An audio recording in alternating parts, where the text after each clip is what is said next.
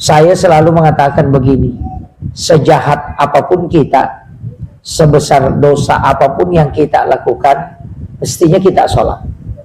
Jangan menunggu nanti bertaubat, jangan menunggu nanti baik baru mau sholat. Itu keliru.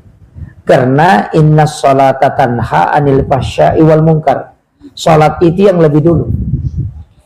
Jadi kerjakan sholat, nanti sholatlah yang akan mengingatkan kita.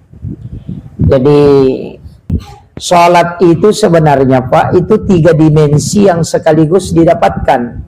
Yang pertama pahala, yang kedua ampunan dosa, yang ketiga derajat.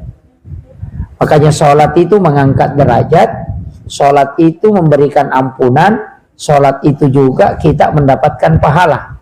Nah kalau mau selamat Pak, itu cuma 3.